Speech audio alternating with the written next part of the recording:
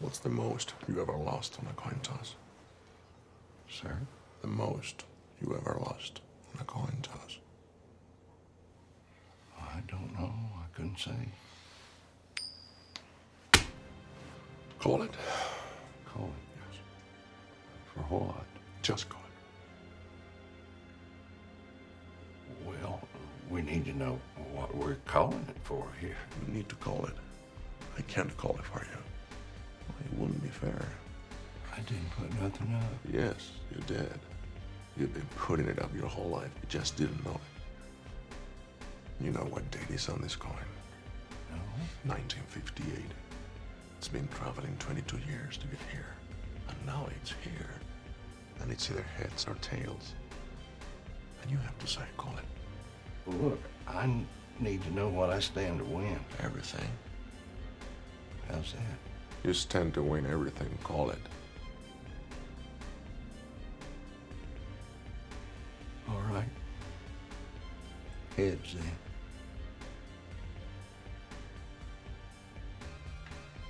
Well done. Don't put it in your pocket. Sir? Don't put it in your pocket. It's your lucky quarter. Where do you want me to put it? Anywhere not in your pocket. Or it'll get mixed in with the others and become just a coin. Which it is.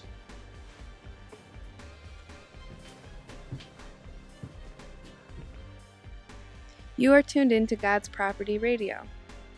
Here are your hosts, Sam and Dan.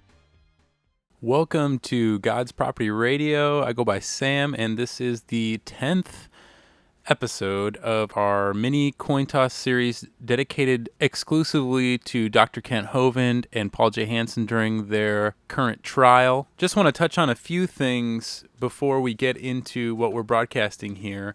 Number one, Rudy Davis is a gentleman, I believe, from Texas.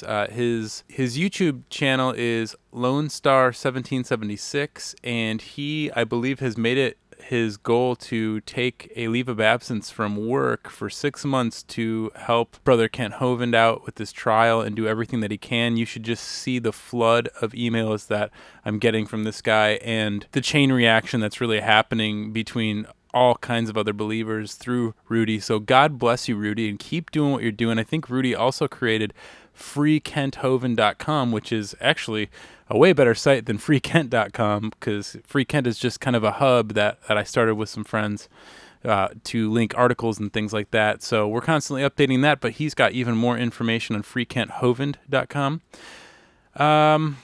Okay, so as far as the trial goes, it's been pushed back another month. Kent technically should be home right now if it weren't for these new charges. But, the powers that be really want to keep a brother down. That's all I got to say about that. I also want to say that I spoke with Ernie Land yesterday, and I know that Eric and just all of the family is going through a really hard time with this whole situation. They're being told by the IRS and various officials that, Ken is making it worse for himself by going out in the public and talking about all these things. There's so many phone calls that are going to be used against him, and that they should tell him to stop, and he should stop. And you know what? I think that if he was going to make it worse for himself, then why would you want to warn him? I mean, I think they're worried that he is causing, a big stir in the movement here of the body of Christ. Bottom line, I think they're really scared that he's gonna, bring more attention to this whole situation, and they really don't have anything on him. I mean, they're searching for more dirt on him, more discovery, quote unquote, because that's the only way they play. They play dirty. So it's really hard to find a lot of dirt on a minister who's never had a drop of alcohol in his life, and yeah, so anyway, I'll stop ranting about all this, but I just want you to pray for Eric Hovind and all of the Hovinds right now. I know they're very scared, and I don't know that they know what to make of all of what Ken is doing. So the trial's been moved another month over to March, and we'll just keep plugging away here. There's so many people at freekent.com. You can go there and just get a ton of information. I should be updating some new developments on that as far as there's been a lot of articles written and more episodes from all kinds of people talking to Kent. So there should be probably almost, a third of what's there, another third basically added on to what's already there at freekent.com for you to check out. And this blog called The Truth is Stranger Than Fiction.wordpress.com, that's the link, just did a second article on Kent and his situation. It's called Domestic Terrorists of the Paper Kind, all about the quote-unquote sovereign citizen movement, which I don't believe Kent has ever used in a sentence in any of this stuff. So, that's a whole nother rabbit trail of citizen and city and subject and all these meanings of words that essentially just, mean, a corporation or some sort of, entity that, we are not. It's just a fictional, let's pretend game here. And they have the jurisdiction over that entity that we answer to. But anyway, that being said, if you're not up on all that stuff, please go back and just check out all of our coin tosses since I think we've been broadcasting since November. What we have here for this broadcast is actually a lot of stuff. We have the main thing is Kent finally got to do the interview with Peter J. Reilly of Forbes.com.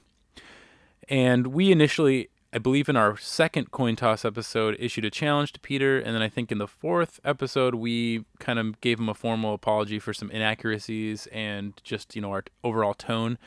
We felt that it was not our place to do that interview. It was very much on their terms as far as their studio, and we just didn't really feel comfortable along with all the different advice we were getting from everybody in the know as far as the Hovinds and everything. So we backed out on that, and we handed the torch over to Ernie to set that up. And finally, that has now come to fruition. I don't know how long the interview was with Peter and Kent before Peter posted it. He said that he posted the full thing. I doubt that the whole exact thing is up because just by the time spectrum, realistically, that should be a full hour interview if it was 15 minutes 4 times. So anyway, he also interviewed Ernie, I think, before that interview online right now. You can check that somewhere else, but I basically reposted the Kent interview with Peter because I just feel like Kent really did a fantastic job at conveying, his situation and rebutting many, many, many of the things that Peter said. And I think something that Peter said in both what you're going to hear now, and if you go to YouTube and type in, Ernie Land, Peter Reilly interview in the YouTube search, something I know that he said to Ernie specifically about not being a conspiracy theorist and not putting any stock in a lot of those things that Ernie was saying and Kent was saying, because the United States Code says in Section 1, Title 26, that any individuals are subject to federal income tax. And I just want to say, I'm going to read this out of Black's Law Dictionary, 5th edition, because this is what the courts, they use these dictionaries with, these words that we think we know. I just want to point back that an individual, as a noun, this term denotes a single person as distinguished from a group or class, and also, very commonly, a private or natural person as distinguished from a partnership, corporation, or association. But it is said that this restrictive signification is, in proper cases, is not necessarily inherent in the word, and that it may, in proper cases, include artificial persons, see also person.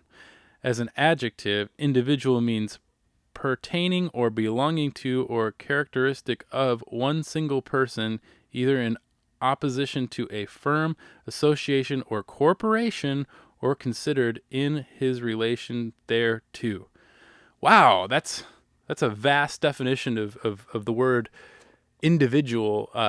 once again, going back to corporate personhood, please Google that. You go on Wikipedia. I mean, go listen to Noam Chomsky talk about corporate personhood on YouTube. Just type it in right now. I'm sure you'll get like a 6-minute video, and he'll explain all that stuff. I mean, once again, power to the people, not power to the persons. We are people, not persons, and we're certainly not individuals. So if by those standards, I would just say this to Peter Reilly. By that definition, I'm certainly not an individual, so I don't think any of us are really subject to what you're talking about. But that was the only thing that I wanted to make clear, since Kent nor Ernie pointed those things out. I think they just didn't want to go any further down the rabbit hole because they were constantly on guard. At the end of this interview with Peter and Kent, we also, on the outro, are going to be talking with Truth, as we call him, from the Truth is Stranger Than Fiction blog, the article that I just mentioned to you guys, about his new article and about some other things that we've found out about, Peter and a bunch of the people, Robert Beatty, etc. Like, it's just interesting that there's an agenda being pushed forth right now on the church. I think this is really, forget like the sovereign citizen thing at this point. We've been talking about it a lot, but I think we got to hone in on the church. What is a church? Who has the right to call a church a church? And is it the government's right to do that? So that's where I think the coin tosses are heading, as far as I'm concerned. I just caution everybody to, listen to this interview with discretion and, make your own judgment, pray about it. But I will say that the Ernie Land interview that got posted on YouTube was not even half the actual amount of time that Ernie was interviewed by Peter. So that being said, I worry about how trustworthy Peter and this whole crew is with their editing and what they're broadcasting. I definitely have reservations and questions about it, but discerning ears are needed right now. And I guess let's just get right to it.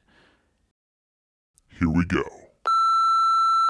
Hi, I'm Pete Reilly. I'm here with Dr. Kent Hovind, and as I told Dr. Hovind, I'm a CPA, and I've written quite a bit about his case on Forbes.com.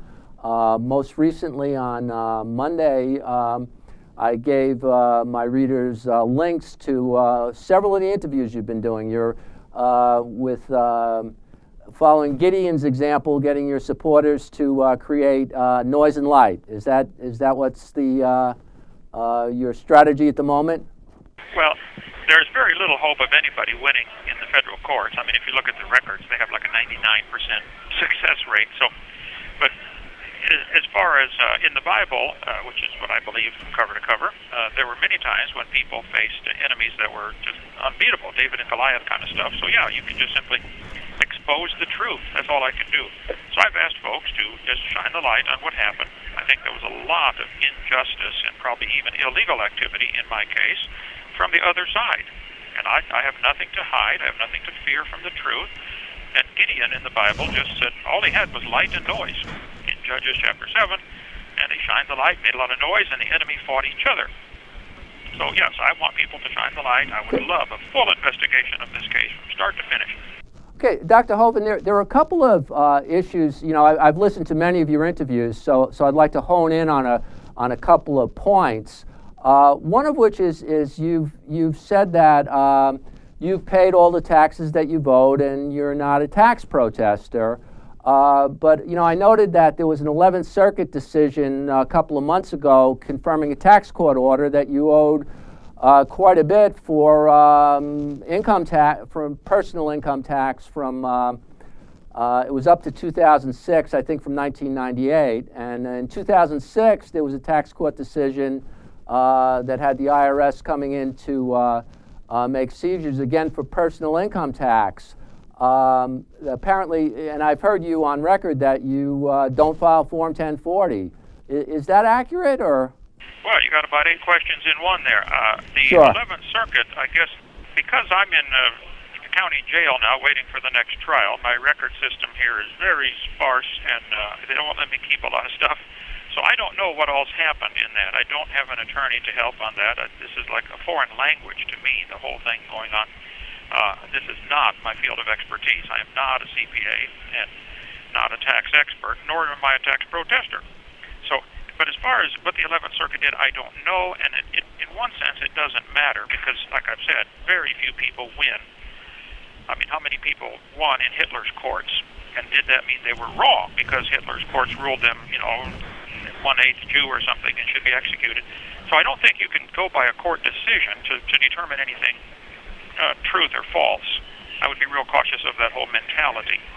If you look at the history, for instance, in Fox's Book of Martyrs of the Catholic Church burning people at the stake by the thousands, well, that doesn't prove they were wrong. It just proves they lost in court. That's all. Oh, that was the that was the civil authority that did the burning. The Catholics just determined they were heretics, Dr. Hovind. But and turned them over to the civil arm to burn them. But yeah, it was the civil government. The same thing happened in Jesus' time. They looked, if you read in the Gospels, they looked to catch Jesus in his words so that they could deliver him to the civil authorities, like in Luke 20:20. It's the same thing. There are people looking to catch me in my words. Just anything I say, they're not hearing a thing I say. They're just looking for something to catch me. And they did that with Jesus. They've done that all through history. So I'm well aware of that. There are at least 4 instances in the Gospels where they were listening only to catch Jesus in his words, not at all to learn any truth. So Dr. Hovind, Christian Science Evangelism, the trusteeship of that went to Glenn Stoll, and then it went to Paul John Hansen. I always want to call him John Paul. Was that your decision that they should be the trustees? I don't recall how that works. We had originally, when I started the ministry, I didn't know. I knew the science. I know that evolution is the dumbest religion in the history of humanity, and it's nothing but a religion. I knew that part of it, but as far as structuring church ministries and how to obey the laws and stuff like that, I tried very hard to do that. I wrote prolifically to the asking if we're doing things right, and of course never got a response. I said, look, I even got a CPA, an enrolled agent, and a tax attorney to say, just like it says in IRS Booklet 517, it says ask those 3. So I did, and they all wrote me a long, lengthy letter, like 50-some pages, saying, with all kinds of attachments totaling about 50 pages. They said, no, what you're doing is perfectly legal. This is fine. Here's what the law says. And so I was trying to go by the law. And then in about, I'm going to take a wild guess here because I don't have my records, but about 98, I think, 97, 98, Faith Baptist Fellowship with Pastor Mooneyhan said, we'll make you a branch of our church ministry because you're obviously a Christian ministry. And I guess a couple things have to be decided before we get too deep into this rabbit hole is exactly who decides who is a church and exactly who is this IRS.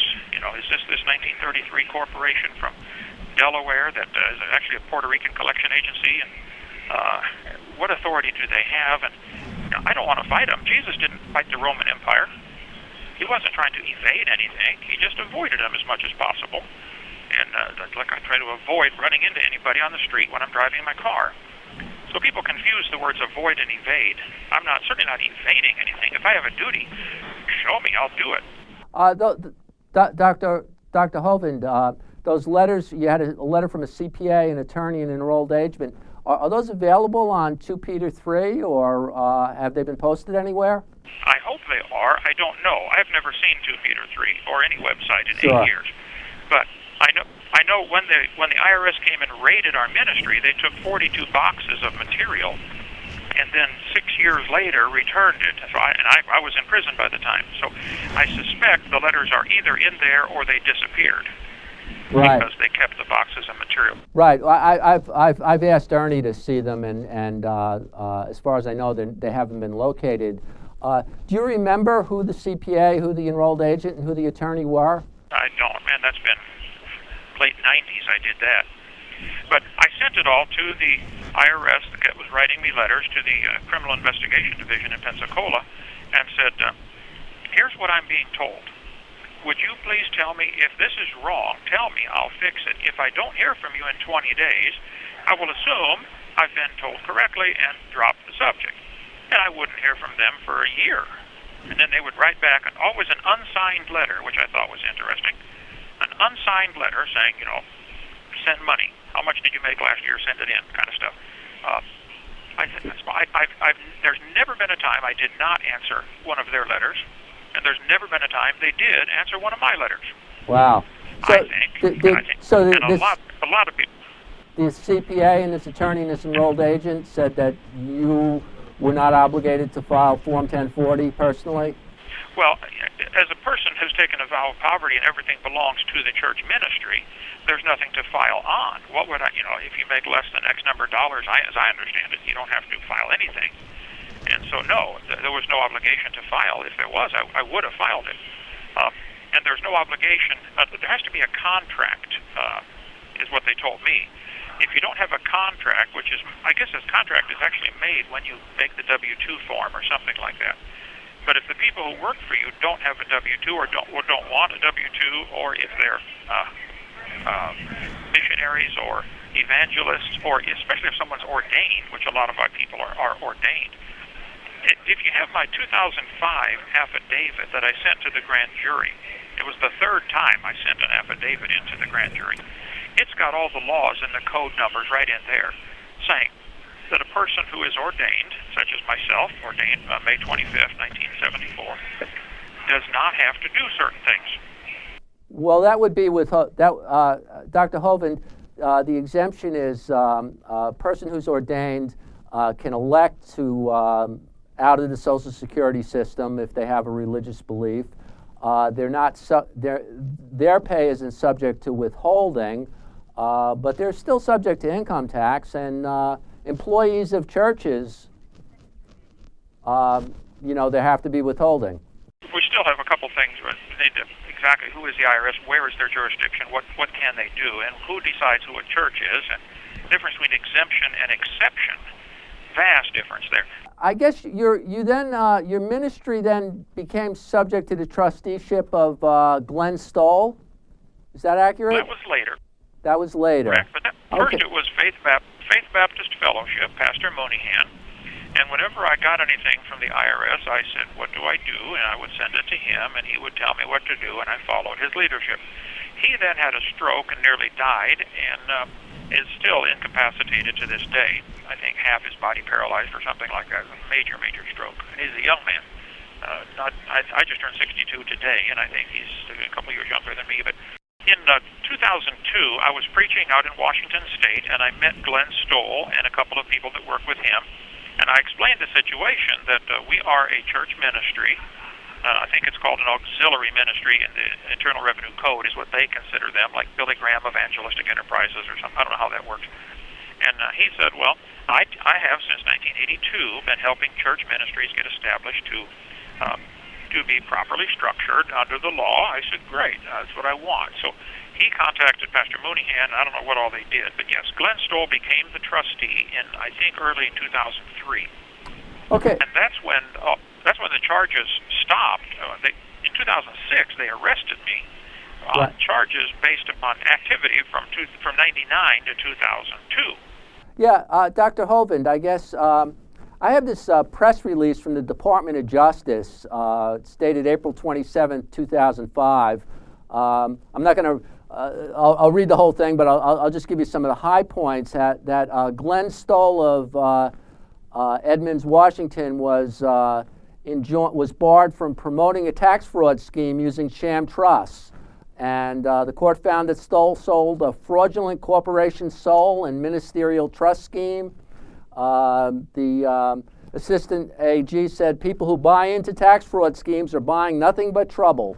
Past due bills with interest and penalties and the possibility of criminal prosecution. Do you think that that's what might have happened to you? Was this association with Glenn Stoll? Well, you'd have to take that sentence at a time. I agree that nobody should get into a tax fraud scheme, and I wasn't, and I don't think he is either. Read that first sentence very slowly and carefully. What is it? Sure. Okay, actually, I'll read. The Justice Department announced today, and this is in 2005, that a federal court in Seattle has barred Glenn Stoll of Edmonds, Washington, from promoting a tax fraud scheme using sham trusts and a corporation to help customers evade federal taxes. The preliminary... Hold it right. But hold right there. That's what I want to talk about. I agree. Suppose I wrote an article that said Peter Reilly is barred from robbing all the banks in his town. Oh, you'd say, okay, well, I don't do that. I haven't done it. Yeah, that's a meaningless sentence. They're saying he's barred from sham trust. That doesn't mean the trusts he was doing are sham. That doesn't mean that at all. Well, the Justice Department said.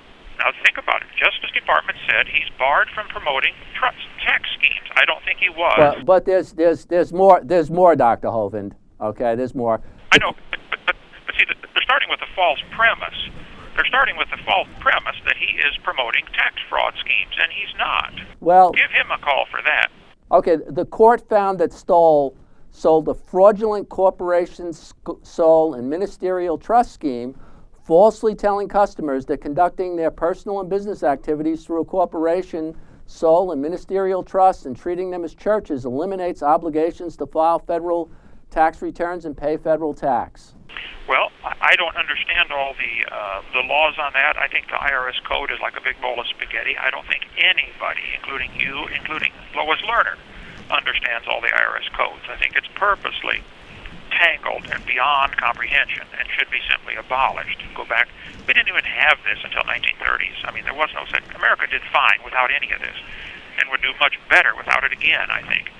Anyway, but I'm not a tax rebel. I'm not throwing the tea in the harbor. I'm glad those guys did that. That was right there in your area. Our country started by a tax rebellion. But I'm not part of that. I'm an evangelist, so I'm glad they did it. I hope they do it again. But I'm not part of it. Well, actually, Dr. Hovind, the expression with somebody walks like a duck, talks like a duck is seen in the company of ducks.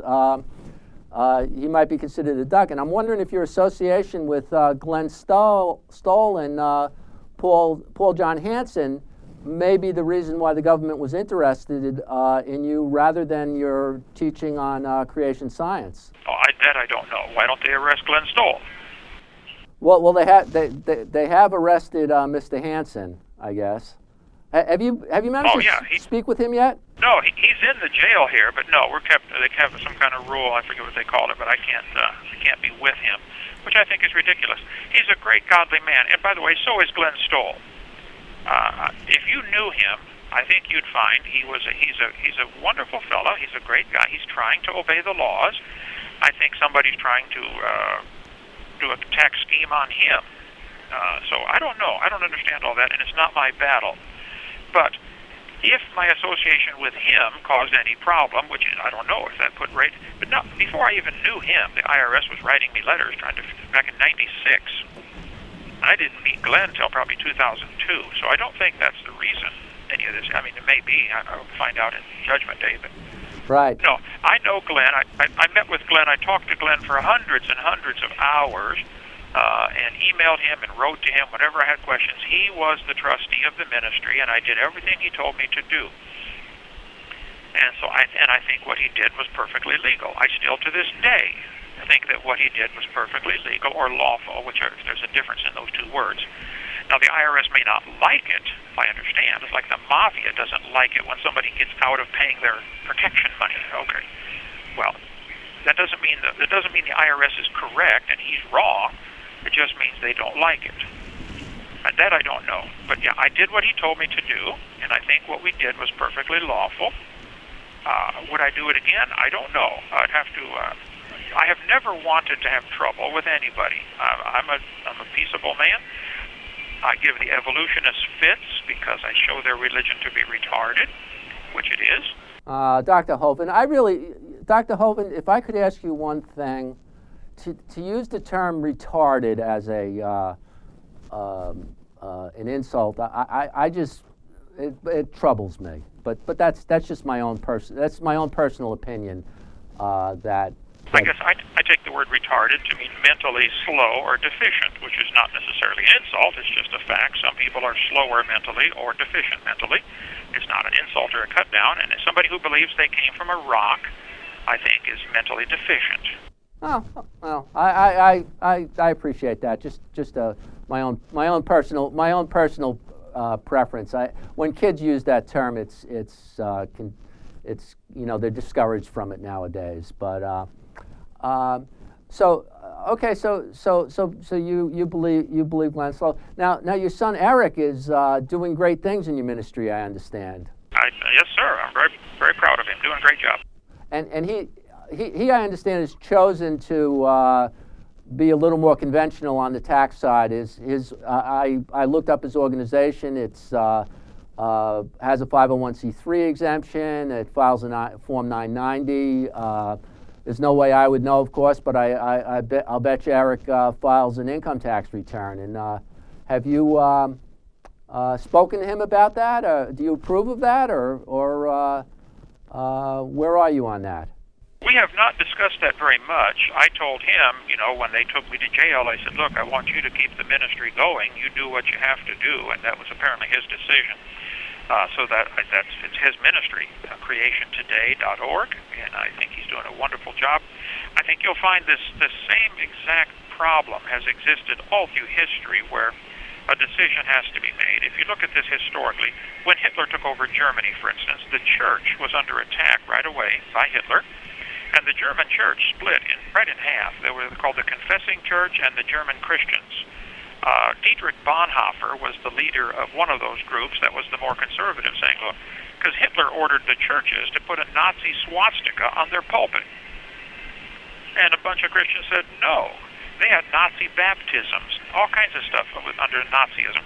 So the church had a decision. Are we going to do what Hitler says or not? Jesus said we should render to Caesar that which is Caesar's, and I agree. But the next part says, and to God that which is God's. The church is not Caesar's, though Caesar would like to control it. In China, to this day, there is still a split among the Christians between the house churches, of which there are 60 or 70 some million Christians go to illegal house churches. And then there's the three self. I don't know if it's self-denial, self-something. Three self church, which is the communist-run church. So the question would be, does the government in America have the right to decide what is a church? And does the government in America, and I'll include the IRS in that group, whether that's part of the government or not is another story, but does the IRS decide what is a church? Does the IRS or the government decide what a church must do? Is the church required to be a tax collector for the Internal Revenue Service? Okay, so you were interviewed, Dr. Hovind, you were interviewed by Pastor Manning, and he touched on these issues to some extent.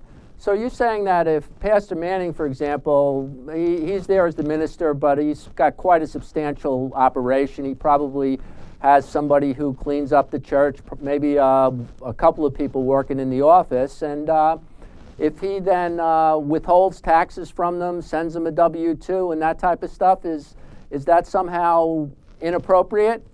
Oh, I don't know what he does or how he does it. I know Greg Dixon is now 82 years old. He's the one in Indianapolis Baptist Temple that had the church seized and bulldozed by the IRS. And he's more knowledgeable on this topic than me. You could call him. I've got his phone number in front of me. Pastor, he's down in Central Florida. But no, if a person is required to pay a tax, they certainly should pay it. Jesus was born in Bethlehem precisely because of a tax of the Roman Empire. That's why he was born down there. So, yes, I think, though, that we need to be very cautious that we don't step in a trap and become entangled in something we don't need to be entangled in. I don't follow the rules of football because I don't get out on that field and play football with those guys. I may sit in the stands and watch a game, but once you step onto that field, you enter certain rules and regulations that apply to the people standing on that field. So, yeah, we always have to be cautious not to entangle ourselves in things you don't want to be entangled in. If you want to join a particular group, if you want to become a Mason or a Jesuit or something, then yeah, they're going to require certain things of you. Well, I don't want those things required of me, so I don't join those groups. I'm only a member of a Baptist church, and that's it. I'm not a member of anything else and don't want to be. So I think that, if I owe something, if you know of something, by the way, you've reviewed my case, and like I said, I'm in favor of full disclosure. Show me what I owe, what tax I owe. For instance, Eric now, with his ministry, I would assume, being 501c3, does not pay sales tax. When I was running Creation Science Evangelism, we paid sales tax on everything because we did not want to be a 501c3. we thought that there was advantages and disadvantages, and the pastor said, no, the government creates 501c3 corporations. Is the church a corporation of the government, or is the church a creation of Jesus Christ? It's a pretty simple, fundamental question. Churches automatically have 501c3 status. They don't have to apply for it if they're actually churches. But I guess I'm taking that question a little further. If you have a regular Christian church that, in addition to the preacher, has a few employees, do you think it's wrong for that church to withhold taxes from the people running the office and cleaning up the church and stuff? Is that like sinful? No, churches can do what they want. Lyndon Johnson, before he was president, when he was senator from Texas, he's the one that pushed through the legislation for 501c3. There was no such thing before the early 50s. And if you read 501c3 carefully, if a church wants to become, or a religious organization wants to become 501c3 exempt, I would point out that's very different than being an exception. I am an exception to the Mexican tax laws. I don't care what laws they pass in Mexico about taxes. I don't live in Mexico. But that's, again, an issue that's way over my head. You need to discuss that like with Ernie Land or with Paul Hansen. Well, Paul Hansen to call in. He can call to your program, I'm sure. Yeah, that's a totally different subject. Exactly where is the IRS jurisdiction? But Lyndon Johnson was a governor of Texas, or senator from Texas, and the Texas preachers were blasting him because he was a womanizer and an alcoholic and, lots of problems. So they were just publicly preaching from the pulpit the truth about Lyndon Johnson. He didn't like him to be able to preach the truth. So he pushed legislation through and got churches and said, if you want to be 501c3 exceptions, which I think is stupid, they were already an exception. Now, if you want to be an exemption, he said, now, 501c3 religious organizations cannot get involved in politics. They can't promote particular political candidates, and they can't proselytize. Well, you're saying if you want to become a 501c3, you can't voice your opinion on politicians. In other words, you can't freely preach from the pulpit what you want, or speak your mind, and you can't try to get people converted to your religion. Dr. Hovind, you're right about the political preaching, but there's certainly nothing that prevents churches from trying to convert people. You have the statute there in front of you. Can you read 501c3 very slowly and carefully? I think you'll see, yes, they cannot proselytize. Now, they may not be enforcing that right now, just like in China. They have a rule, if you're going to be a free self-church, you can't get anybody converted. Well, most Christians with a brain say, well, I don't want to be a free self-church then. No, because I'm not going to promise I'm not going to convert people. I'll get this. I'll make sure that I post the language from the statute. Certainly, you're right about the political thing, although the IRS doesn't really enforce that. As a matter of fact, they was sued by the Freedom from Religion Foundation for not enforcing the rule about preachers. Preachers have been defying that rule with Pulpit Freedom Sunday, deliberately breaking the rule, and the IRS hasn't really done very much about it, and they're under pressure from atheist groups to do something about it. So, hold it. Let's take one topic at a time here. Certainly.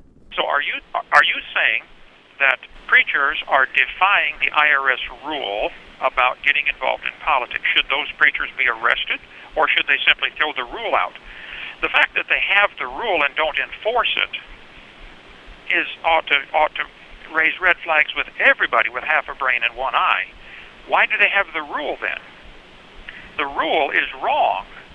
But if a church wants to step into that court and say, we will abide by these rules, then they should abide by the rules. It's incrementalism. Right. This is what Hitler did. Hitler slowly took over the German church. Nothing would prevent someone from setting up a church and telling the parishioners that you cannot deduct the donations and paying taxes on whatever offerings were and net of the expenses. You could run a church that way if you chose, and then presumably say whatever you wanted. Okay, let me ask you this question. Up in New England area, there's a lot of Catholics. Is the Catholic Church a 501c3 corporation? Most of the property of the Catholic Church is titled to the Archbishop of the Diocese of Boston, Archbishop of the Diocese of Worcester, in corporation sole, meaning that the title to the property is associated with the holder of the office. Okay, so if wait a minute, now slowly here. If the Catholic Church is a corporation sole, and Glenn Stoll is setting up corporation soles, what is the problem here? Isn't the Catholic Church doing exactly what Glenn Stoll was doing?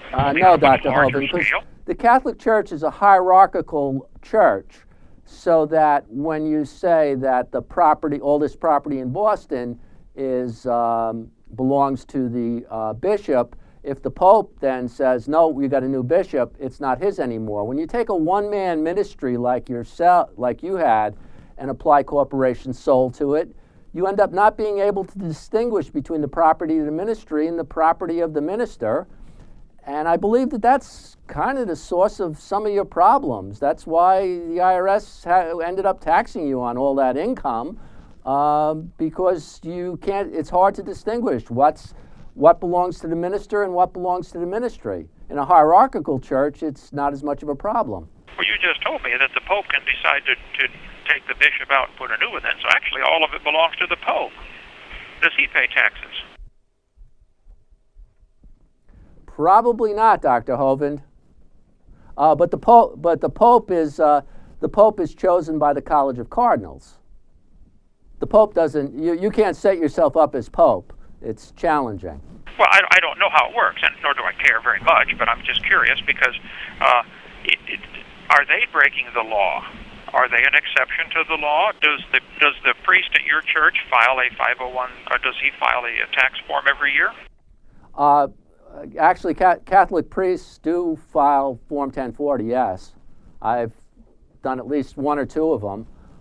They don't make very much money. I believe the salary set in each diocese, and it's not all that much. But yeah, Catholic priests, members of religious orders, it's a different story. They fall under 501D, and it's a slightly more complicated thing.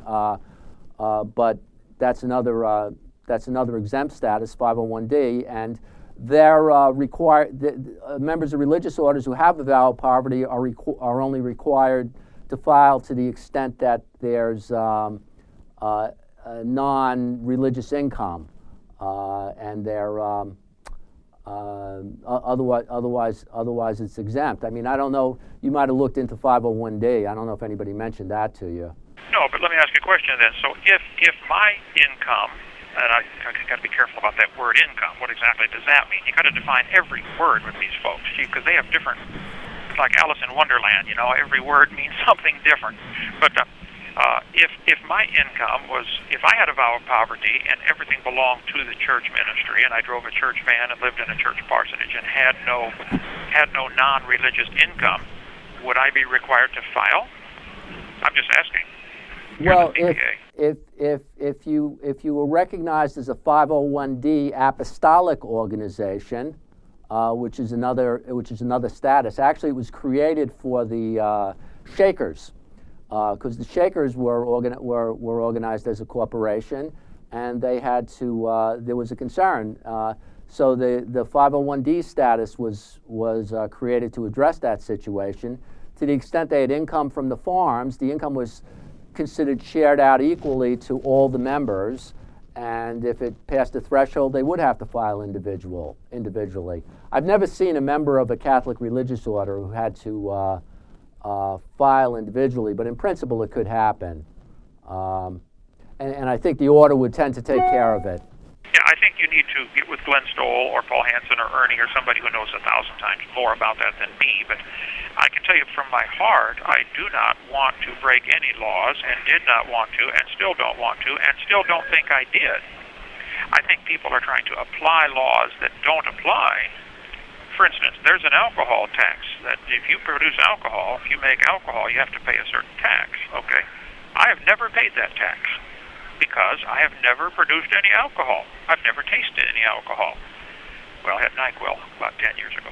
But so, I mean, in 62 years, I've never tasted it. I don't pay the tax, so am I a tax protester for the alcohol tax? No, of course not. I don't get involved in that activity. So I'm not aware of anything that I did wrong as far as taxes go. If you can show me specifically, please do. But all I ever get is general platitudes of, well, everybody has to do this. No, nobody's been specific. Well, Dr. Hovind, I'm sorry, my notes with the statutes are not here, but Section 1 of Title 26 indicates that individuals are subject to an income tax if they have income over a certain level, and it gets into what the tables and the rates are. And Code Section 61 of Title 26 defines income. It lists out its income is broadly defined, lists out 15 categories as examples, including compensation for services. And then there's a further section on that if you have if you have the income, you have a tax, you're required to file a return. I think that's 6103. I mean, it is. I grant you, it is complicated, but some of the things aren't that complicated, and so people who make more than a moderate amount of income, a very low amount of income, are required to file, or at least that's the way most people see it. Well, okay. Again, let's go one point at a time. If you look at my 2005, I filed with the grand jury, which Michelle Heldemeyer took away from them, so they probably did not read it. But it's posted on 2 Peter 3, 2005, third affidavit. I go through those codes, and it says very specifically about those who are ordained ministers.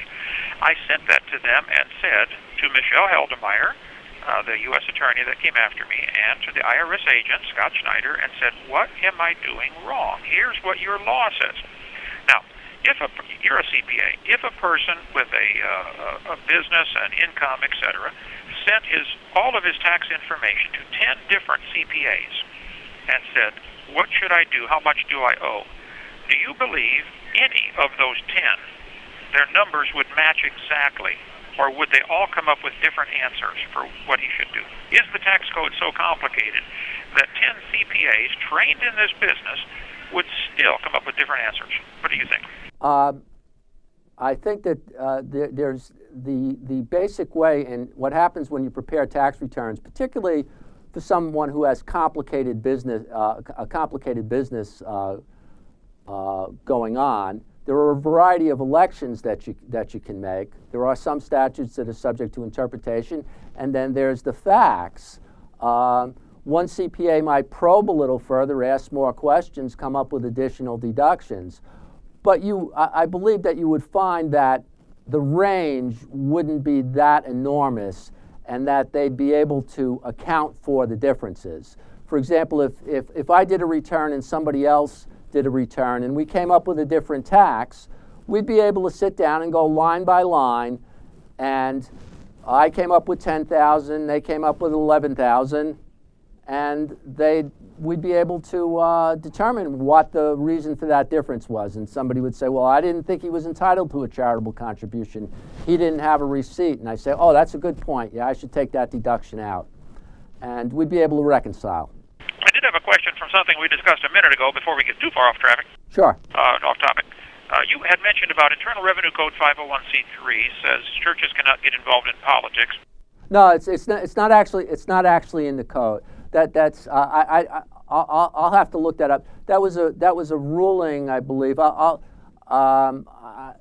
sorry I didn't bring my code. I'll get the specific rule that creates that. But 501c3 organizations in general, there's 29 different types of organizations on the 501c, which I think is kind of ridiculous. And each one has different restrictions. 501c3 is the gold standard because you can deduct contributions to a 501c3, where a 501c4, which can have a level of political activity, can't get charitable deductions. So you could organize your church as a 501c4, and then you could spend half your time on politics if you wanted to. But the deductions wouldn't be the deductions wouldn't be tax deductible. No, my question is different, though. Can you imagine any of the prophets of the Old Testament? Can you imagine Moses taking a vow or promising he will not get involved in politics? I mean, God called him to go talk to Pharaoh, the king. Can you imagine any of the prophets of the Old Testament? God, almost everything they did had to do with politics, with telling the king, hey, you're doing this wrong. God sent me with a message for you. Hezekiah, you're doing this wrong. Isaiah, Jeremiah, Ezekiel. I mean, the whole Bible is full of people, preachers and prophets, getting involved in politics because that's where the battle was. They're trying to straighten out the kingdom or straighten out some political problem. I cannot imagine why a church would want to take a promise saying we're not going to get involved in this. That's what the calling is supposed to do. But that's what Lyndon Johnson's goal was in developing that, and he's succeeded. He's shut the churches up. And the fact that the IRS isn't enforcing it right now, well, gee whiz, that ought to raise red flags for everybody. That means they could enforce it. Well, yeah, they do have resource problems at the IRS, Dr. Hovind. There's Tigta was looking at it the last time. There's like 11 million delinquent accounts, and they can't.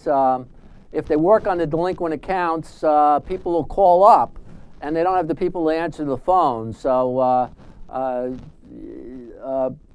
people making sermons about politics, I could see wouldn't be much of a thing. I'm afraid this is going to have to. I'm going to lose the studio, so this will be our last call. Okay, no problem. I do appreciate the time that you spent. I guess the question, I used to kid around and I'd say, I don't think Ken Hovind could ever admit that he was wrong about anything. And then the first couple interviews, and you've said that you were mistaken about the the pre-tribulation rapture, right? You. Absolutely. If I am wrong about something, I will quickly admit it. You show me where I'm wrong. My wife can tell you many places where I've been wrong. 41 and a half years we've been married. But yes, if nobody has shown me what law I broke to go to prison, they give me general platitudes. Everybody must do A, B, C, and nobody has been specific with Glenn Stoll, to my knowledge. What exactly did he do wrong? They may not like it. But I don't know. I haven't seen Glenn in years. I've never met Paul Hansen. He's the trustee. I think everything was set up lawfully. And the government may not like it. I don't know. I'm trying to obey the law.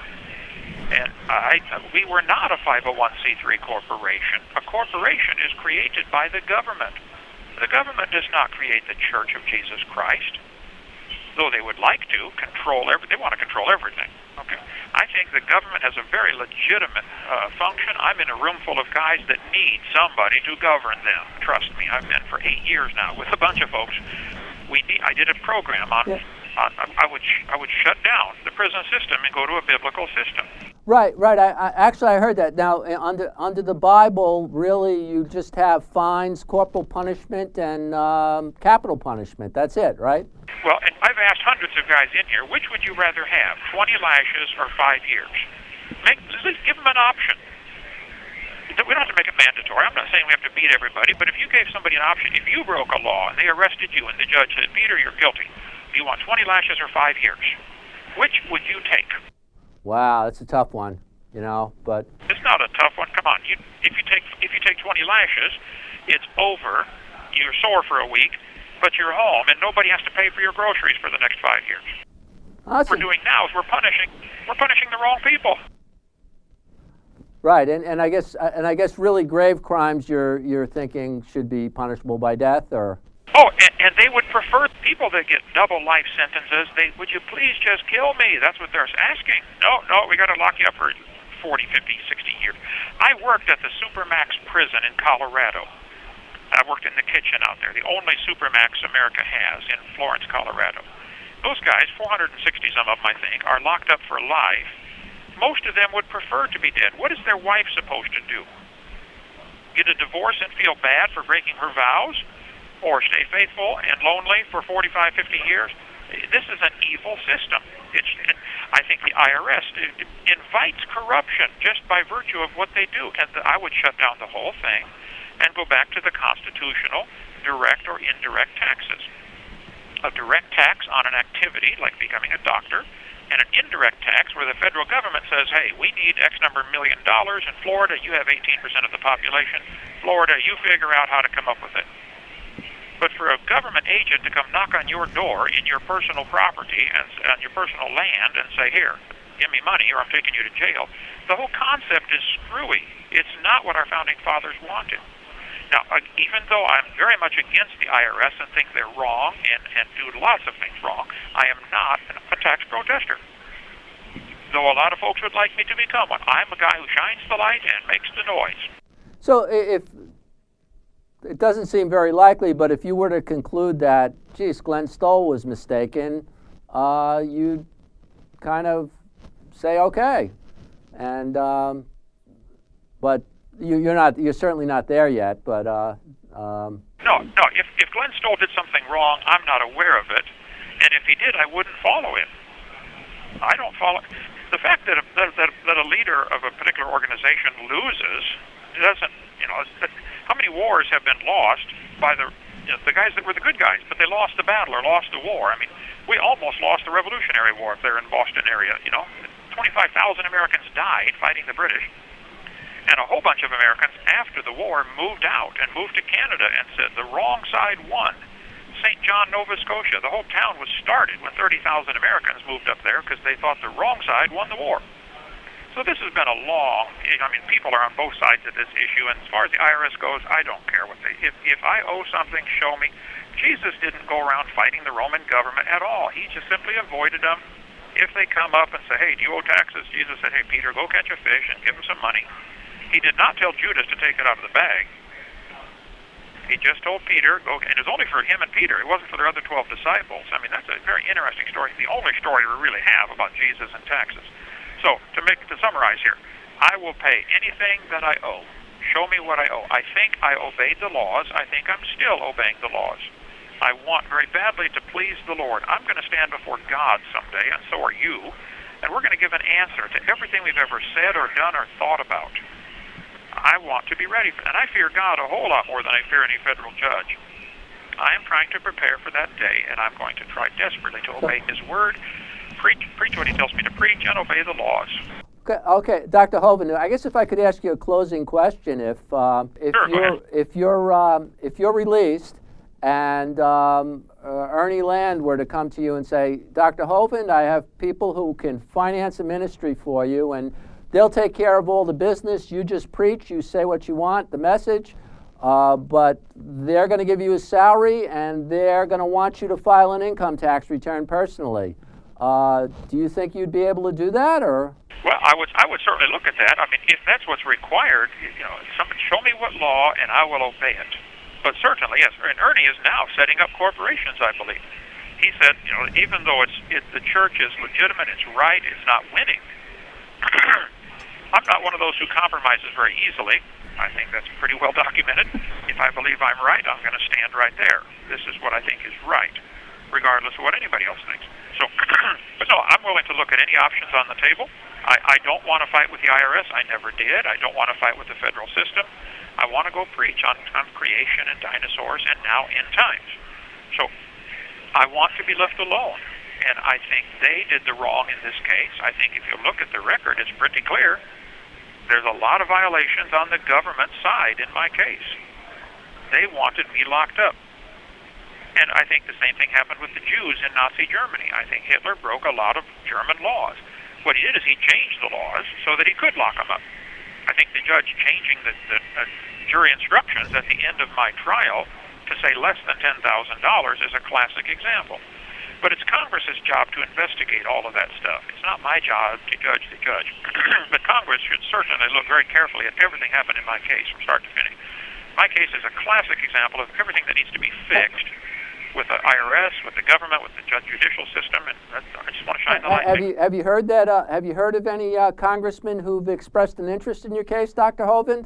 I have heard of quite a few, yes, but I think so far they want to be remain anonymous at this point, and they're working together, I think, to do several things. But yes, there is definitely some activity there. You think some of your supporters have the ear of congressmen and have spoken to them, and they may take an interest as this develops?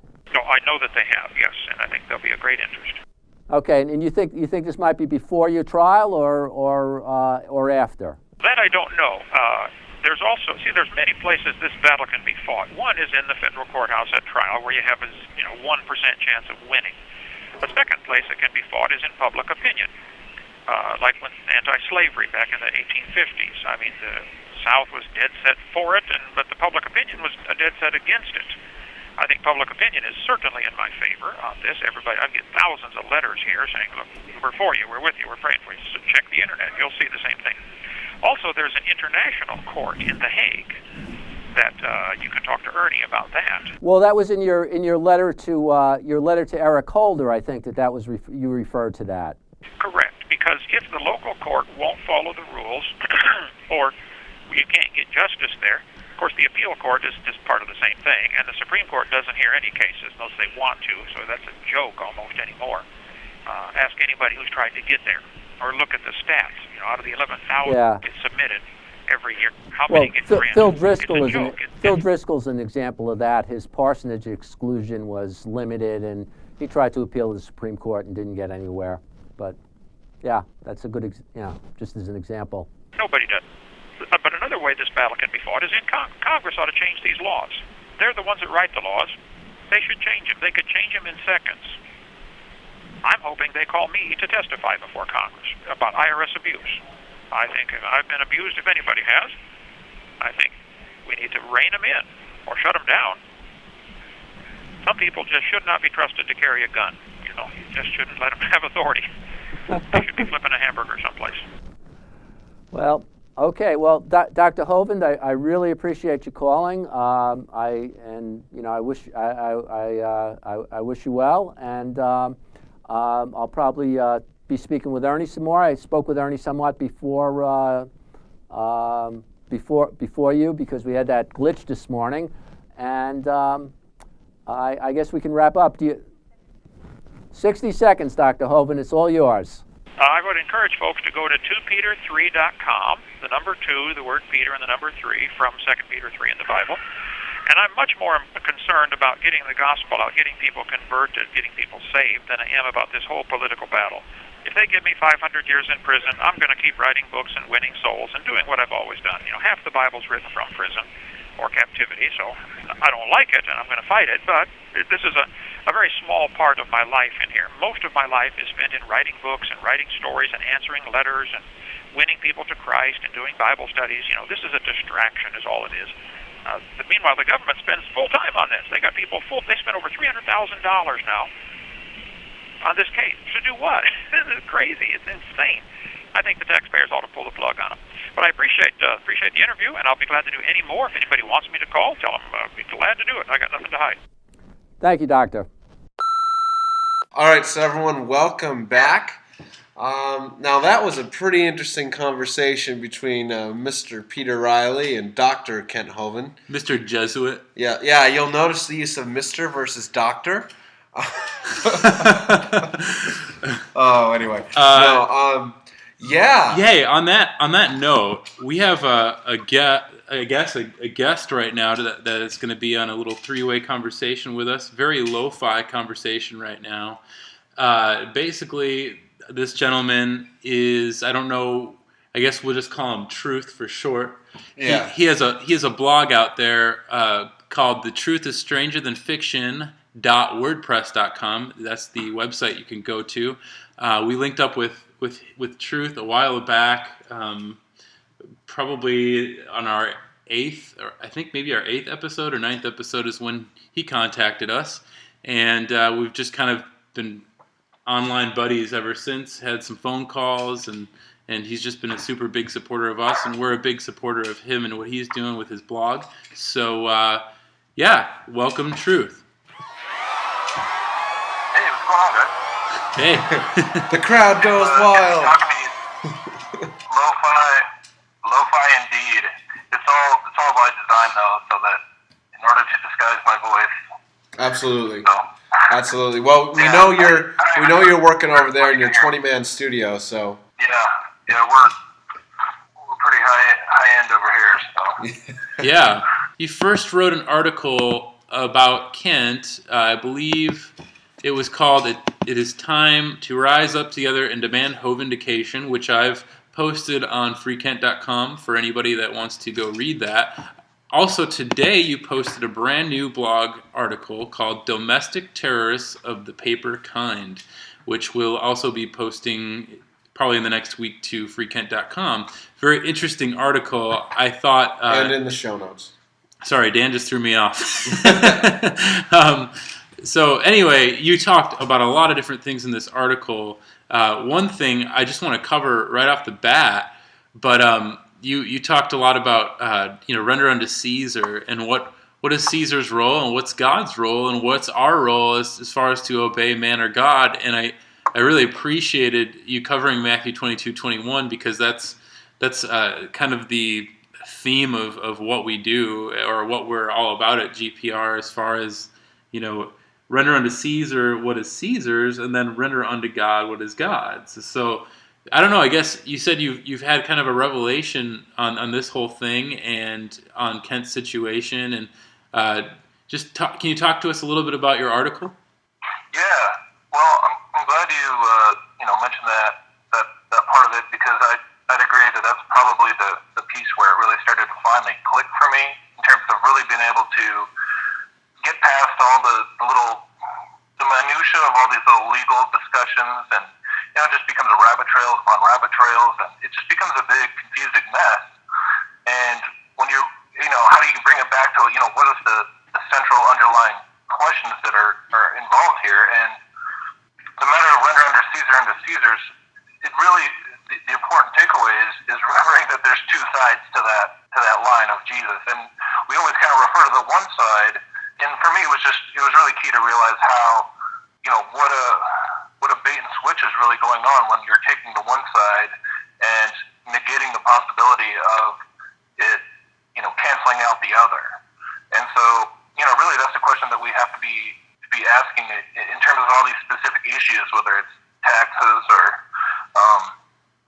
corporate entities and whatever specific tangible issue we're looking at is, yes, there's the side that we are supposed to be obedient to the government institutions that God has placed us under, and they are there, they have a purpose, but at the same time there's a line that those things are not to circumvent the power of God, which comes first, the authority that God has over what we believe, what we adhere to in terms of all kinds of things. And so Kent, one of the things, like when I kind of started thinking in that terms, that was when, as I was kind of thinking back about a lot of these different interviews that you guys have had with Kent and stuff, where like specifically where he would say, well, I'm not a tax protester, because that's kind of one of the things being thrown at him. And I was like, that's when it started to make sense. Like, okay, well, it's really not about being a tax protester. It's about being, it's a little bit more, it's not quite so simplistic. It's saying, I have no issue with the idea of paying taxes and rendering to Caesar what is Caesar, but if that is going to be the vehicle through which all these other controls are kind of being, it's a Trojan horse in a lot of ways, where the problem with a lot of this whole 501c3 idea is that, rather than just rendering to Caesar what is Caesar's and rendering to God what is God's, we've kind of patted ourselves on the back for coming up with this way or being handed this way to actually do both at the same time. Mm-hmm. I can donate my tithes to my church and get a tax write-off at the same time. I mean, how great is that? What do you think there might be some sort of unintended consequences, embedded in that? Well, that's kind of the kind of thing that all of this I think speaks to. And for me, it's really the whole issue of Hovindication. It kind of applies to two separate levels. And there's, on the one hand, you've got the legal ramifications in terms of his case and whether or not he's going to, be able to fight these new charges. And ultimately that, I think, is in, God's hands, and we're going to do everything we can to help in that manner. But then I think lately, too, what has been really striking me is that there's, I think, the more important question of just the vindication of him and his name within the body of Christ, and the whole matter of how this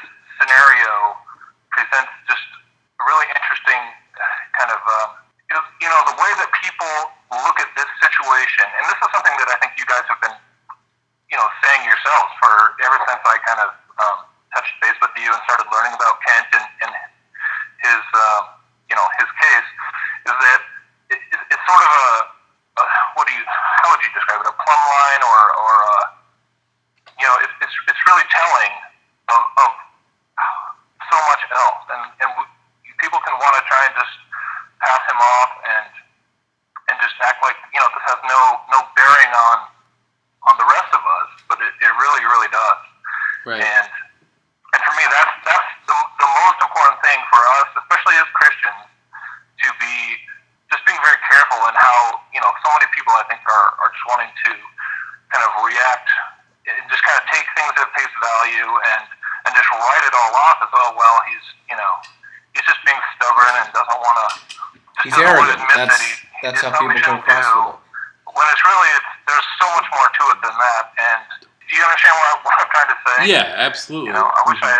Yeah. I'm not much of a speaker. I'm more of a writer, but. No, you're doing good. It's okay. You're doing better than Peter. I need your help. You're doing better than Peter Reilly. So. And he makes big bucks for his writing. No, I was actually referring to the interviewing. I would say, with what you were talking about there, most Christians within the body of Christ, they just want to ignore it. They do want to take it at face value. They don't want to be confronted with the truth. It flies in the face of their paradigm, just like most everything else we talk about. Well, you don't. It's something they don't want to think about it. They don't want to put in the effort to figure it out or to consider, okay, maybe there's something here. But wait a minute, if that's true, what does that mean? And they stop short. Well, you have that, and then you have the whole, just what you said at the very beginning, what we started talking about this verse about Matthew 22:21, not even really understanding or even reading the full verse, is a big thing in context to what was Jesus saying. I think strike one, what's really interesting, Ernie Land brought this up in a conference that we had with a bunch of people that are helping Kent right now. Probably even greater than we are, by the way. There's a lot of support going out there right now, and I'm really excited about it. But basically, Ernie said, I can't believe I never drew this out of that Matthew 22:21. But what does he say when he picks up that coin? Whose face is on this coin? He says, Caesar's coin, or Caesar's face is on this coin. So right there is strike one, because back in Exodus, you have, you shall not have any gods before me in the Ten Commandments, and then you have, you shall not make any graven images or idols or anything like that. These are talismans. These are idols. So if what Jesus is saying is render unto Caesar what is Caesar's, I guess, first off, look at his faces on there. This is a talisman. It's an idol. If you want to worship this God, then you can render unto Caesar. But if you, want to render unto God, you should render unto the things that are gods to God. Yeah. But I mean, it's interesting because that actually kind of just makes me think of this the thread that I included in the recent post here that was it's actually from the Canary Cry forum, where somebody was making a point about, basically Kent's trying to he's kind of trying to argue out of two sides of his mouth, saying, I don't want to be a part of this system when it comes to this thing, but I still want to enjoy the benefits of the system over here, and like as if that's sort of a self-contradictory position, if that makes sense. I don't, because it's the same system that, of course, is the means by which we own property and right. buy things, and when you look at that verse, it's not like Jesus is saying, well, if you're going to follow me or be faithful to God, then don't touch these coins because they have Caesar's face on them. Obviously, people still used the currency. Right. But it was talking about, in that statement, he really is making a delineation between, the very thing that we're talking about. Okay, so what, how do you parse out the authority that these temporal, earthly kingdoms have versus the authority that the eternal God has? And that, we're living in this sort of, you're living with the foot in both worlds, and that speaks to the heart of what it means to be a follower of Christ in any age, but especially in the time that we're living now. Yeah. And there's so much that you can unpack just from really taking a closer look at that. But yeah, overall, I just feel like as I was writing it, the whole point about, it's real easy to kind of stand on the sidelines, and, it's just amazing to me because when you really step back and think about, compared to so many other, whether you're talking, white-collar crimes or just regular, violent crimes, the fact that, there's these people that are making statements about being a domestic terrorist and actually making these kinds of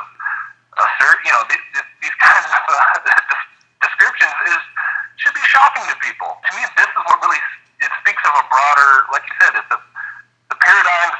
They're not just different paradigms, but the paradigms are getting further apart, right? I mean, this ties into so many other issues that we talk about all the time in terms of just the whole psychological shift that is going on through things like the propaganda of the war on terror, and we could go on a bunch of tangents about that. But it's to me it was just sort of like beyond ironic that on the one hand it's like people will scoff at the idea that there's you're saying that there's this big conspiracy against Kent, and he's just being ridiculous to think that people are trying to use the legal system to penalize him above and beyond what he's actually guilty for, and yet 2 seconds later they'll be themselves exposing how much of what they really think about it. It goes way beyond whatever monetary amount of taxes are allegedly not being paid, or whatever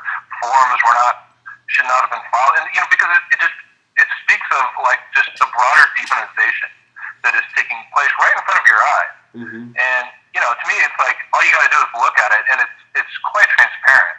And so that's what I think another thing people need to really just recognize is that, like I said, it's really easy to stand on the sideline and and criticize Kent. And for me, it's not a matter of defending everything he's ever done or said, or it's an all or nothing kind of thing. And that's the whole point, is that we should be able to have these conversations and ask these questions without suddenly being terrified of being labeled a nut. Pick whatever A terrorist. negative. Yeah, a terrorist, I guess. Yeah, I guess. terrorist or sovereign citizen. All these terms that are used to label you, and we see this going on in all kinds of contexts. And to me, this is just one more example that Right. it just follows the same pattern. Well, yeah. And it's happening right now. Mm-hmm. So yeah, you're right. We can't just sit and just kind of let it pass us by as if it's coming to our doorstep sooner or later. And that's, to me, what I think is paramount for us to ultimately come to terms with in our own hearts and our own lives. It may not be tomorrow, it may not be next year, but sooner or later these issues they're coming home to roost. And Absolutely. we're all going to have to deal with these issues in our lifetime. Because, Right. We could talk all day about the evidence for how much things have changed and how they are going in this direction. And it's not, like that one comment said, well, the mark of the beast is going to be obvious. And I was like, how are you so sure that, things like Social Security numbers and, this whole... It's all part of it. Corporate... Yeah, you think, people just think that just one day the Antichrist is going to show up, if they haven't already been beaten up by the pre-trib rapture. I mean, that whole thing aside, but if it's if you even do accept the possibility that you might face the Antichrist or the Antichrist system, that you just think it's going to be the most obvious thing in the world, and which contradicts the heart of what Matthew 24 has to say about the whole thing. And so it's assumption upon assumption, and being deceived. You're just telling yourself what you want to hear because these questions are hard and they are confusing. And I was surprised by how difficult it was. I thought, when you guys were first telling me about this whole thing, I thought, well, okay, I'll just get online and do some reading and I'll be able to get to the bottom of this in no time. And that was not the case. And it is just incredibly complicated, and even for somebody who is kind of used to investigating things that are certainly not mainstream topics or whatever. But yeah, it's not easy to wade through all this stuff. But if you're just patient with it, and a lot of it is just for me, I had to just kind of wait and let God kind of put a lot of for me because I'm slow. But, you know, there's a lot of people, like you said, there's a lot of people out there that get this. In these times, we have to really kind of come together and encourage one another to just warn as many people as we can and get this message out there. So it's not just for the sake of Kent, but for the body of Christ as a whole and for our own families. And, you know, it has lots of repercussions. Yeah, absolutely. Two things there, Truth. As you were, you said, you know, you thought you'd be able to get right online and, you know, just figure out and investigate it. I think, too, part of the reason why you or really anyone else gets tripped up when they do that, unless you've really entered in and started, researching the whole legal side of things, you're going to look at it and go, this guy's an idiot. What is he doing? Because it flies again in the face of everything that you think you know. And on the tip of the legal thing, the guy who was making the comment about, you know, the mark of the beast being obvious, to kind of go another route with that, you know, I do believe the Social Security number is part of the development process of moving towards that.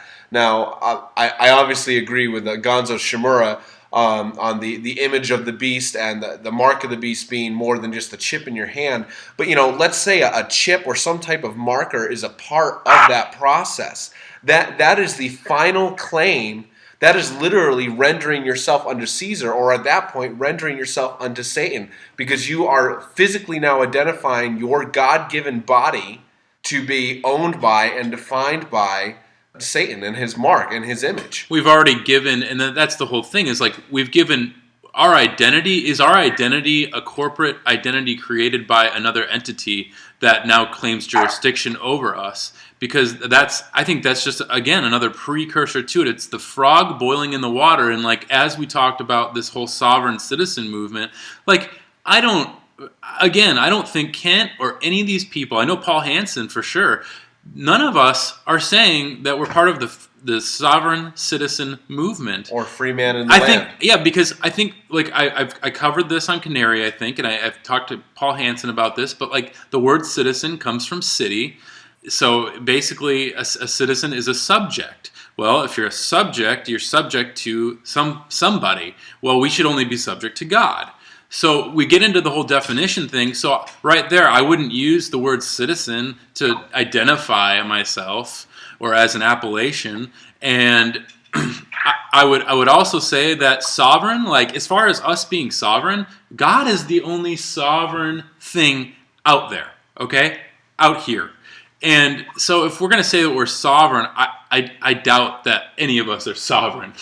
Not in the sense that God is, but I would extend the sovereign thing to mean, you know, I'm created in the image of God, and therefore as an image bearer, I am owned by and the property of only Him. Right. Which to another man, in His sovereignty, not the government's sovereignty. Right. From you know, me to Sam. Sam is not my sovereign as a man, and I am not Sam's sovereign as a man. We are co-sovereigns as heirs of Christ. And no government, no man-made organization has the right to inflict anything upon us that contradicts the Lord and His rule. Right. And before we move, I want to move away from this sovereign citizen thing, because I do think that it's obviously an agenda that's being... Like, I noticed it when I read his Wikipedia a couple years ago, that like this was totally the case of why they wanted to get him so bad, in my opinion, and why they're trying to hit him up with this. But I really think, and I think Kent hit hard on this in this what we're broadcasting here, this Peter Reilly interview with Kent. But Kent said, you know, is it the government's job to define what a church is? What God's church is?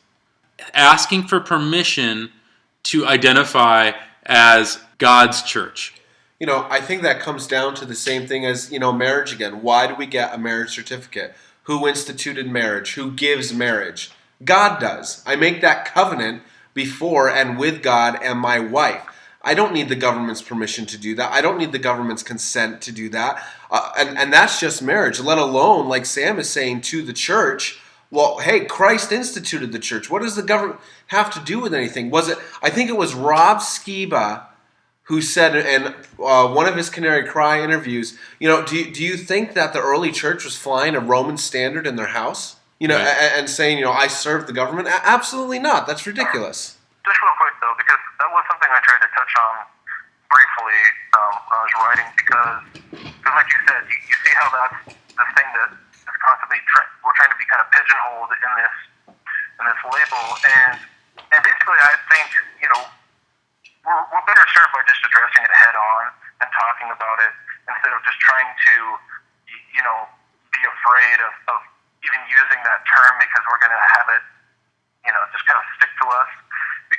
And the reality is that I think, I believe for myself, I could admit that from what I understand of the sovereign citizen movement or idea, it's a very vague thing to begin with. Yeah.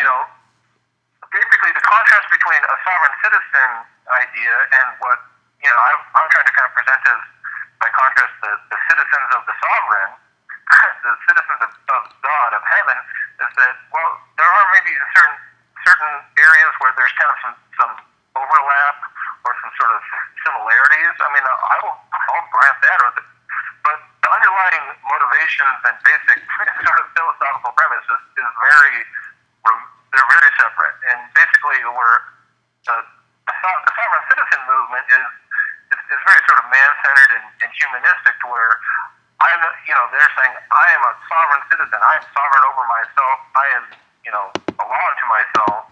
I'm accountable to no one. Right. And whereas the Christian is saying, I'm accountable to God. He is sovereign. I'm a citizen of His kingdom. Mm-hmm. Yes, I'm in this temporary earthly kingdom as well, but you're comparing.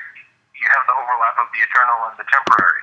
So yes, I can admit that there's certain maybe things that I don't like about a super totalitarian style of governance going on today that the sovereign citizen person is going to dislike as well. And they're going to point out just like a lot of things, like there's other people that believe in God, but they could have a totally different concept and a totally different application. So it's like, instead of just being, because they're just using it as it's a fear and shaming tactic, and I'm just that's where I just want to stop and be like, that's just really intellectually indefensible, and it takes less than 5 minutes to describe the distinctions, even if there are a few, just because you're basically asking the same questions and questioning the same things and examining the same pieces of all these ways by which the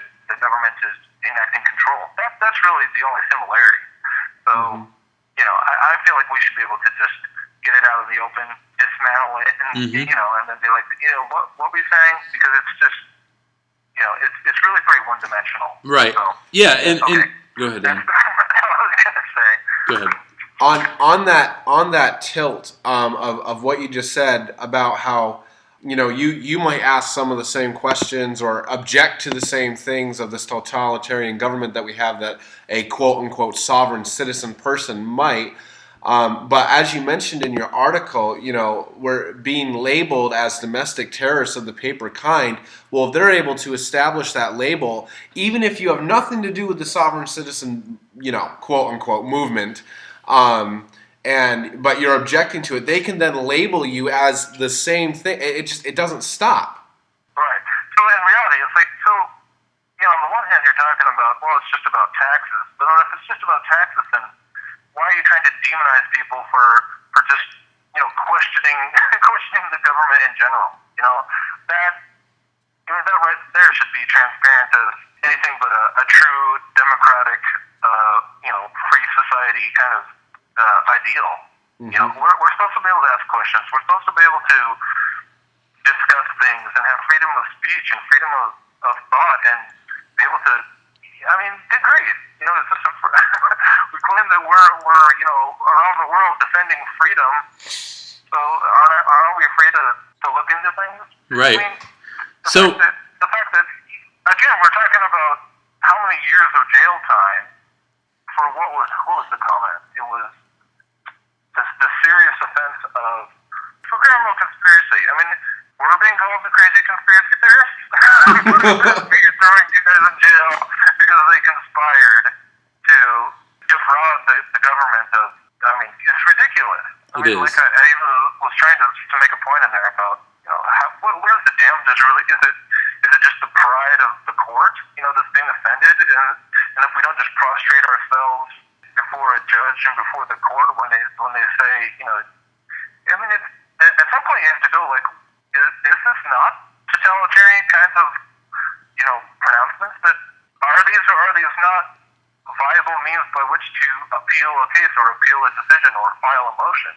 If they weren't even being filed correctly, then how are they even existing when they just be turned down at the get-go? How do they even get into the system? So the fact that it's like, that's the other side is that it's just basically, well, he's this being painted as a radical because you're filing all these frivolous motions and frivolous appeals and, like creating all this extra, bureaucratic headache for the court system.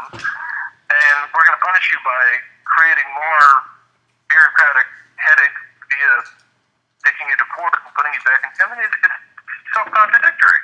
Right. I mean, and that's what he's guilty of is not just shutting up and rolling over and saying, and being.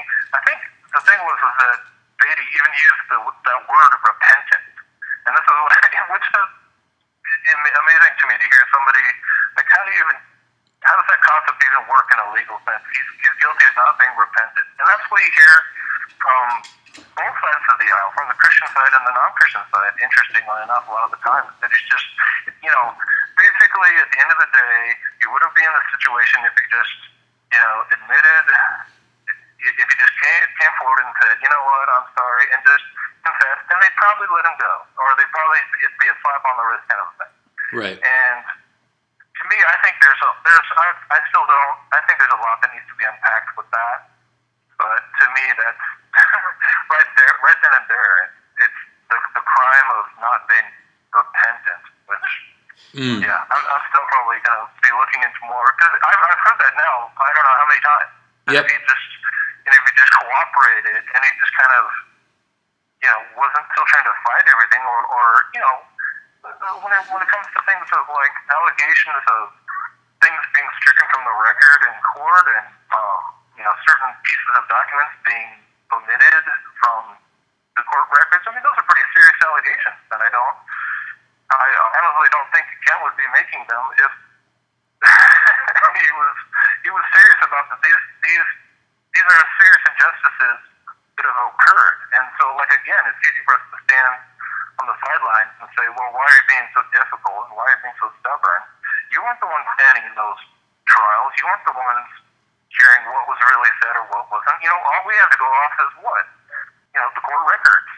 And, you guys know I'm in Vegas, and you all know the expression, the house always wins. I mean, you really have to stop and think that, okay, which side has the upper hand in being able to frame the conversation, to spin the facts, to portray things in whatever light. Kent, who's in a cell and has to get calls from the outside, and he has no access to anything, or the system in all of its various forms. Right. So that was kind of a big tangent, but this is all stuff I've just been. Let me add a little more fuel to the fire here real quick. So, Fuel the fire. all right, cool. So Peter Reilly posted, that interview with Kent, okay? And that interview with Kent that we just, that's what this episode is.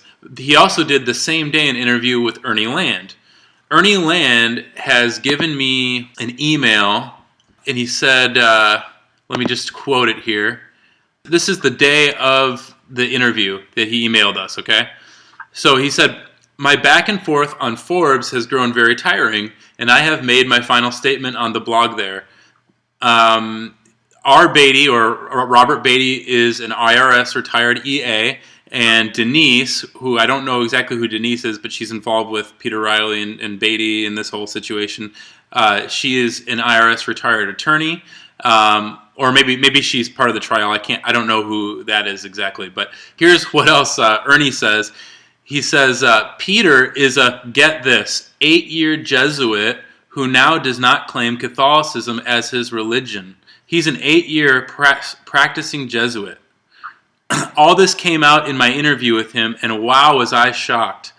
I was in the enemy camp, and I pray and was praying then that my 2.5-hour interview would not be chopped up and misused in any way to hurt the cause of Christ.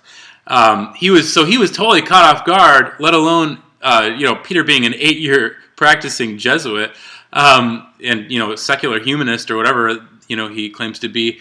But so anyway, what I wanted to say on that tip is, he said in here that he spoke in an interview for 2.5 hours, and I talked to him yesterday on the phone, and he said he was in a Piggly Wiggly, and he just had to do it on the fly, like they were pressuring him to do it. So he did it, he prayed about it, and he did it on the spot, but it was a 2.5-hour interview. Now what Peter Reilly has actually posted up online is 51 minutes and 38 seconds out of a 2.5-hour interview with Ernie Land. But I think that's really interesting if you want to talk about being in the enemy camp and who controls what. We're just conspiracy theorists, and yet these secret societies and all these different things are popping up right before our very eyes during this situation. The other thing is, I want to bring this up because I don't think you've gotten a chance to listen to Ernie Land's interview. You can check it out on YouTube on either Peter Reilly's channel or Lone Star 1776, which is Rudy Davis, who is helping with the whole Hovindication movement right now. He just created another website called freekenthovind.com, which is really awesome. I think everybody should go check it out. But basically, I want to set one thing straight from one thing that I know that Kent brought up in his own defense, and then Peter used it against him, and I know that Peter used it against Ernie in their little back and forths there. He quoted the United States Code. He quoted Section 1, Title 26, but before he quoted it, he said, I don't care about all these conspiracies, and I don't put any stock in much of any of that stuff, because Section 1, Title 26 says that all individuals are subject to federal income tax. So, interesting enough, just going back to the words again, an individual in Black's Law, 5th edition, is a corporation. Like, it can be, once again, a corporation. So, if we're going to apply these definitions to the situation, well, I'm not a corporation, you know what I mean? But you have to do this in your Let's Pretend game to get me under your thumb. So, really, if they're saying that, then nobody's subject to income tax, you know what I mean? That's the big asterisk at the bottom of the page in the fine print, right? I find it all that's fascinating. Yeah. I mean, when you really, dude, that was immediately pretty shocking to me to see, for somebody who's already been in jail for so many years, why it would even really be more than a passing interest to several people who really, you would think would have really no stake in the matter, and yet have just devoted, I can't imagine how many hundreds of hours, especially on the part of Mr. Beatty, towards just publicly maligning a person who isn't even walking the street. And yet, like, what is your job in the fight? Oh, and then you look into you're absolute evolutionary adherent, and he said something about how I'm not averse to the tax system being. I don't know. He was referring to how I'm actually the one who got this one code declared unconstitutional by Judge so and so. Well, it's like, go look it up and find out what that tax code was that he was declaring unconstitutional. It was having to do with compensation for pastors in terms of rent and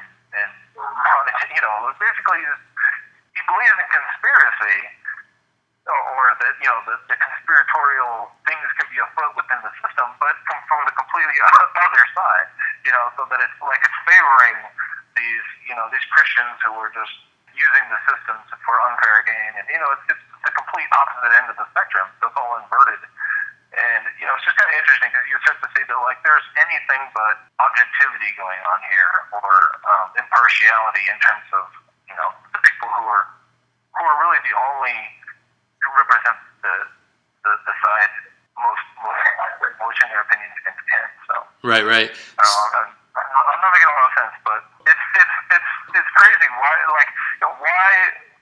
are you so so intent on painting this picture in the public eye. Like you're just that passionate about about tax law. So that it's like, are you going after all sorts of different cases in terms of people being alleged tax dodgers, or why are you so fixated on this one guy? Right. You know. Well, and I think a lot of Beatty's argument, I think he really just has so much contempt for Christianity, organized religion, and his claim is almost like a little bit accurate. Actually, is that we need to tax these churches because they shouldn't get any deal because their business is just like everybody else. And unfortunately, if you're a 501c3, you are a business. So I actually agree with Robert Beatty under this rule of the government.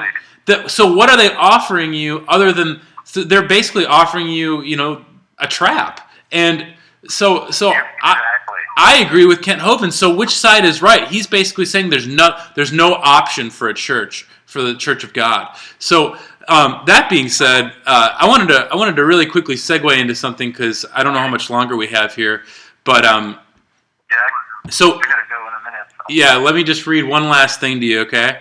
So Dan and I we'll just talk about this for a brief, minute.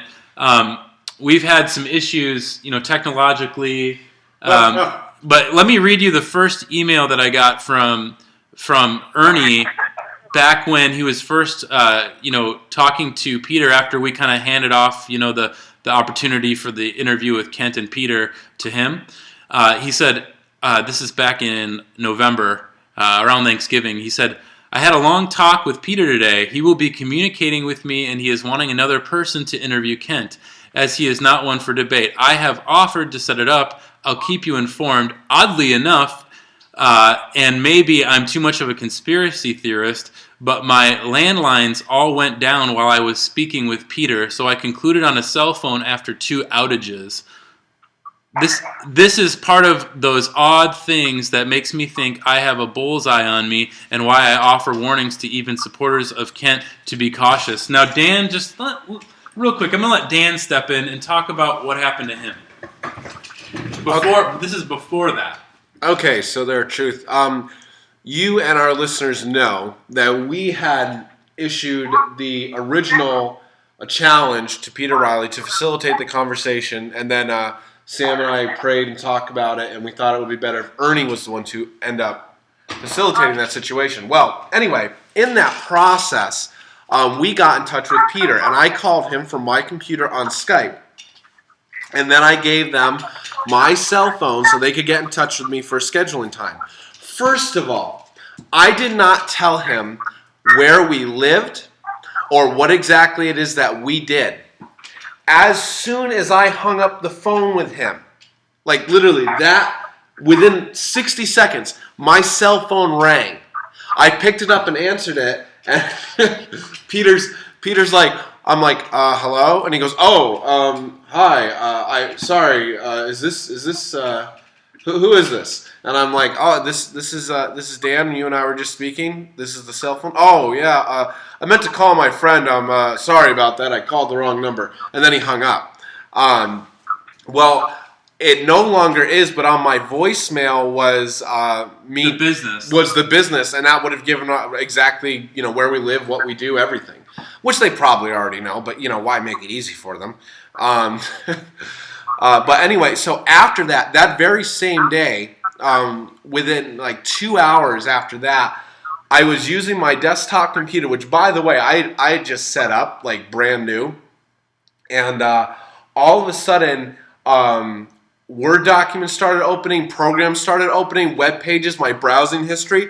I went and tried to shut it down manually. I couldn't.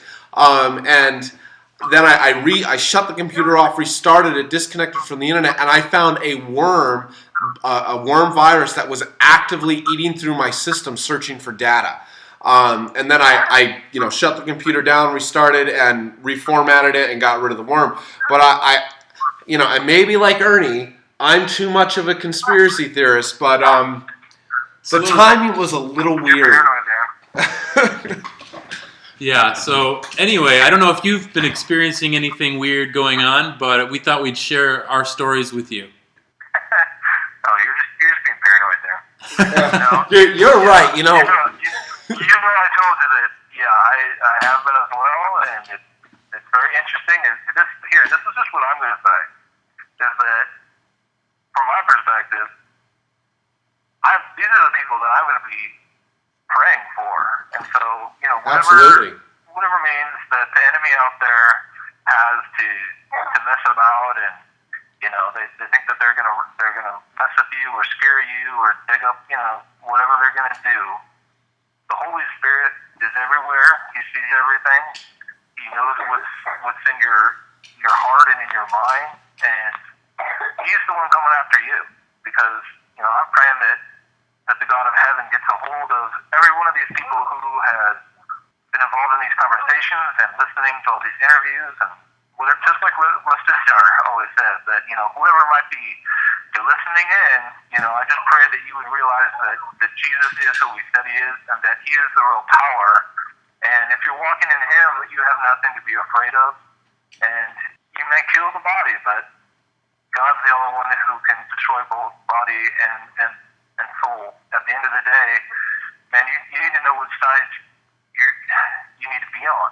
You need to know who's going to win at the end of the day. You need to know that we're all going to stand before the throne of the Most High. And none of these legal shenanigans and convoluted arguments and hiding behind whatever you want to hide behind are going to be any use to you then, because you're going to be stripped naked before the King of Kings and the Lord of Lords, and we're all equal in that light. So I just want to for anyone else who's coming into this from whatever point, the bottom line is that God is real. God loves you. The true message of Jesus is not of hate and judgment and division, but of love and peace and reconciliation. And we have nothing to hide. We have no secrets. We're sharing this with people with what we're doing, because there's nothing to hide in Christ. You step into the light, and you're free. You have nothing to be afraid of. You have nothing to be ashamed of. And that same still goes for Kent Hovind. And I think that's what we need to remind our brothers and sisters in Christ, that at the end of the day, he's still under the blood of Christ, just like you and I are. And without that, we're all guilty. We're all done. We have nothing to stand on. So, sometimes we forget that, and we start looking at ourselves start listening to the world and believing some of the things that we're constantly hearing, and we forget that we're all made new through Christ. And man, and if we can't hold on to that, then all the rest is meaningless. So I gotta take off, you guys, but I don't know. You were anything else to add or what? Well, no, we'll just give you another shout. The Truth is Stranger Than Fiction.wordpress.com. Check out Truth's blog. And Truth, thank you for joining us tonight. And thank you for coining the Hovindication phrase. Yeah. All right, you guys. It's been good talking to you. All right. God bless. All right, man. Bye-bye. Bye. Hey guys, Sam here once again. Just wanted to give one more update about freekent.com. I've been getting, some interest in people wanting t-shirts, and unfortunately some situations happened with clubcreation.org taking that whole t-shirt thing over, and we don't have any more t-shirts at the moment. So unless we get a flood of donations in, at least 20 more orders, we probably won't be having any more t-shirts. So I want to apologize. And if anybody, paid to have a shirt, please contact godspropertyradio@gmail.com, and I will talk to Ernie Land, and we'll figure everything out one way or the other. Also, the Hovindication compilation album is going pretty well, I think. Still some songs to be worked on and added to the mix. If you want to send an MP3 to godspropertyradio@gmail.com, an original song or some sort of music with Hovind dialogue over it, go for it. Just send it to us here, and we will try to include it. Until next time, don't buy in to what the world is selling.